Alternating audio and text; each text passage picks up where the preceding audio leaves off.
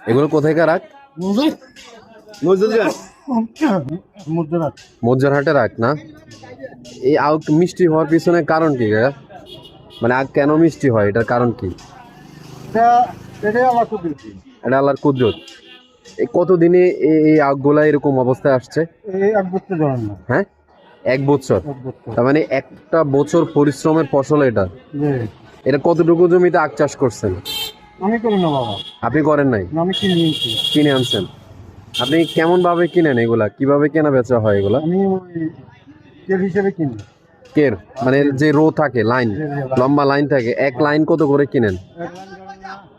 7,000, 7,000, 6,000, 7,000, 8,000। এক লাইন 4,000, 5,000, 6,000, 7,000 এরকম। এটা কিসের উপর ডিপেন্ড করেন? যেমন নারকেল সুপারি গাছে গনে যে এতগুলা হইতে পারে, হ্যাঁ, মালগনি ফেলান না? এটা হিসাবে কখনো ভুল হয়? না, ভুল হয় না। লাভ লস হইতে পারে? লস হইতে পারে না, না মানে তার মানে লাভ হবে 100%। আপনার কতটুকু বাগান কিনছেন আপনি? ধরুন আমি পর্যন্ত 80,000 টাকা বাগান। 80,000 টাকার বাগান কিনছেন। 80,000 টাকার বাগান আপনি কত বিক্রি করতে পারবেন? আপনার ধারণা কত আছে? লাখের উপরে হবে। লাখের উপরে? 1.5 লাখ হবে না? 1.5 লাখ হবে না। তার মানে 80,000 টাকায় বাগান কিনছেন, সেটা 1 লাখ প্লাস টাকায় বিক্রি করতে পারবেন। তাহলে মাত্র 1,020 টাকা। এটা কতদিন সময় লাগবে আপনার?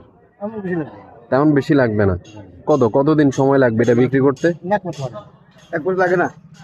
1 মাস লাগবে না? তার মানে আপনার 1 মাসের ইনকাম মাত্র 20,000 টাকা, এত পরিশ্রম করে। তো আপনি তো বললেন 80,000 টাকা, লাখের উপরে। লাখের উপরে যাক, তার মানে আপনার মোটামুটি 1 মাসে 1,050 টাকা ইনকাম হবে এরকম।